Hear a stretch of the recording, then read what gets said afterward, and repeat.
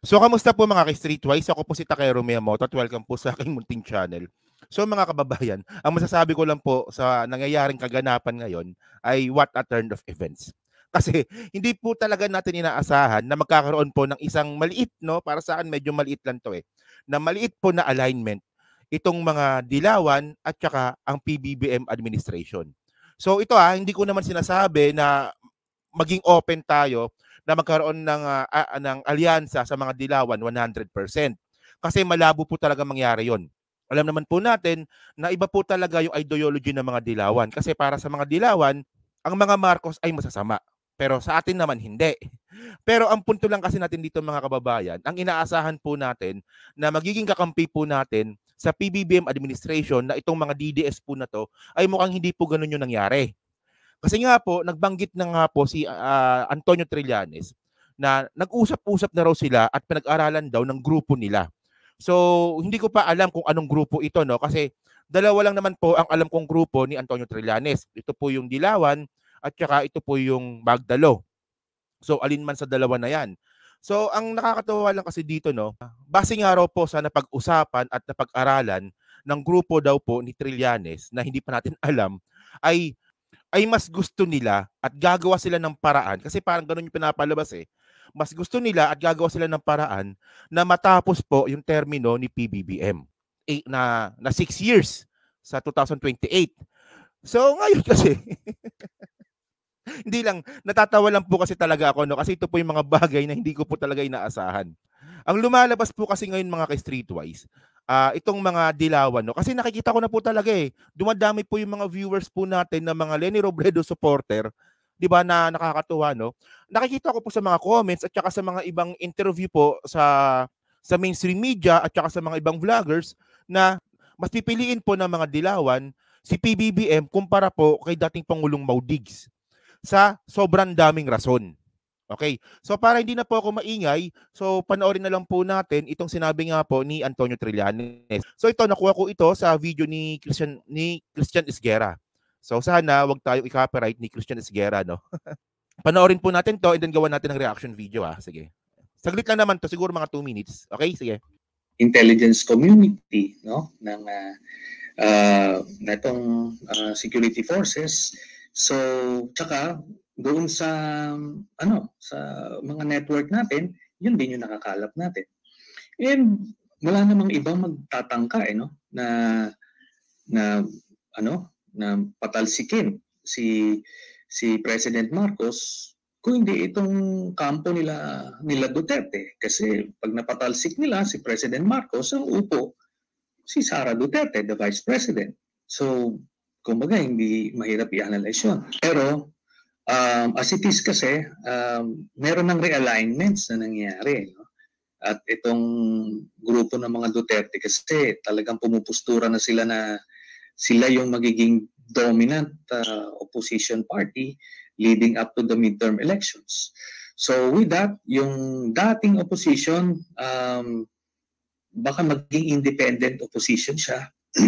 So baka ganun ang maging linyahan dito, no? Or basta for sure itong yung kampo nila Duterte talagang na yan, they would be positioning themselves as the opposition.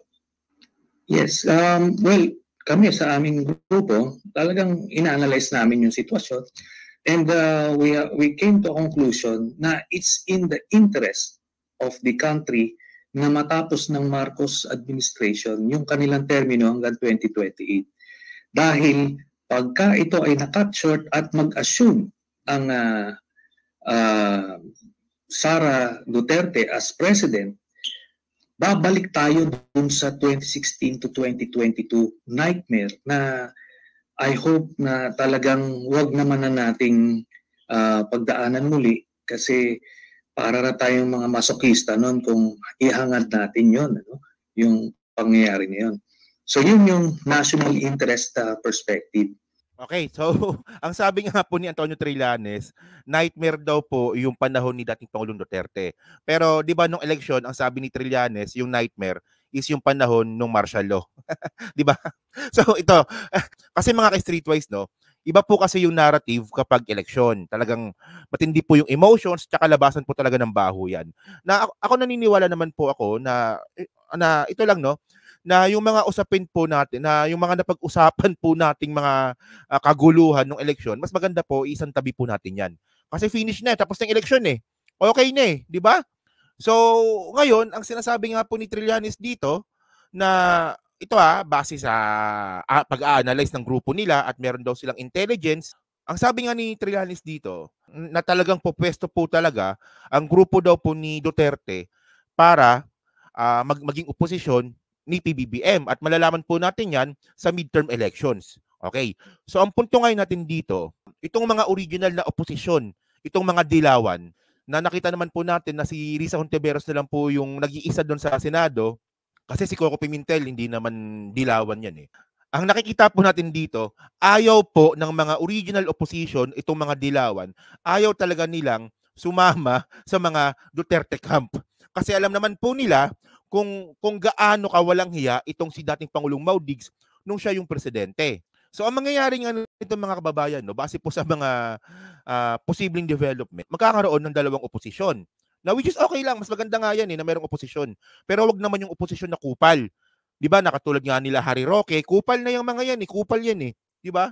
So ang mangyayari, si PBBM, administrasyon ni PBBM, and then makakaroon ng dalawang oposisyon na grupo. So ito po yung grupo ng original opposition at saka yung grupo mismo ng oposisyon ni Duterte. And then itong dalawang oposisyon po na to, magkabanggaan din. Okay lang yan. That is part of our democracy. Okay. At saka meron pa siyang dinagdag dito na medyo nakakatuwa lang, na for the interest of the Filipinos, mas prefer po talaga ng grupo nila na matapos po yung termino ni PBBM. Na ito po mga kababayan, yung mga bagay na hindi ko po talaga, malamang pati rin po kayo, no, na hindi po natin inaasahan na kahit pa paano ay makakaroon po ng alignment, hindi naman 100%, ay makakaroon ng alignment yung mga dilawan at saka si PBBM administration.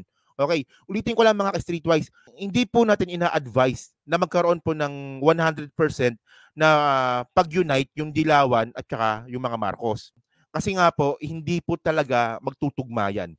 Kahit anong sabihin natin dyan, kahit anong gawin natin dyan, hindi po talaga magtutugma dyan. Pero para sa akin, total tayo naman yung mga supporter po ni PBBM, siguro yung initiative na mag-meet tayo sa gitna, siguro mas maganda, both sides yan, both sides. Both sides dapat gumawa nun, di ba?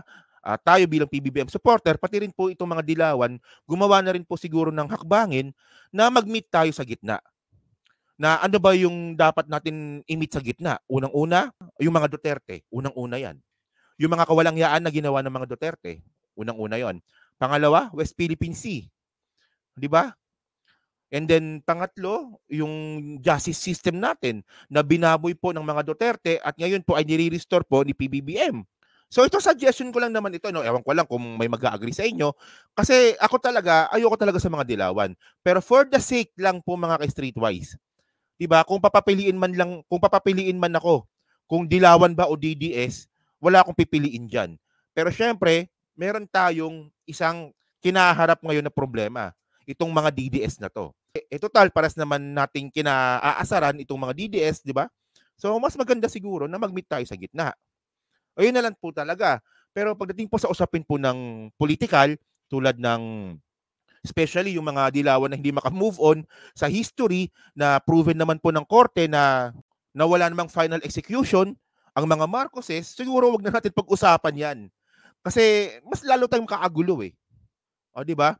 And then mga kababayan kasi, and then mga ka-streetwise po kasi, sa matagal na rin po naka-follow sa akin, siguro napapansin nyo naman na ako, I'm trying to be fair po talaga. At ako sinasabi ko rin naman po sa inyo na kung sakali man na pumalpak din po si PBBM, di ba, pasensyahan po talaga, talagang sasabihin ko po talaga sa inyo. Sasabihin ko po talaga. At saka talagang magiging vocal po talaga tayo. Pero sa nakikita po talaga natin ngayon, so justifiable pa po talaga yung mga movement po ni PBBM. So yun lang po mga kababayan, na maiksing content lang naman po ito. Dapat ilalive po to eh. Pero nung ina-analyze ko yung content, sabi ko mas magandang i-upload ko na lang. Kasi walang ibang pwedeng i-connect na balita tungkol dito kundi kay Trillanes lang eh. So kayo po mga kababayan, okay ba sa inyo yung sinabi nga po ni Trillanes na inaasahan nyo rin po ba ito na ang grupo nga ni Trillanes na hindi natin alam no kung Magdalo ba to o Dilawan ay mas prefer nila na matapos po yung termino ni PBBM for the sake of the interest of the Filipinos. And then ano rin po masasabi po ninyo kasi talagang ano mukhang doon na po talaga papunta na ang magiging common enemy na po talaga ng mga ng mga pro-government at saka ng mga loyalista ay itong mga DDS. Mukhang doon na po talaga tayo papunta. Tanggapin man natin o hindi, mukhang ganun po talaga yung mangyayari.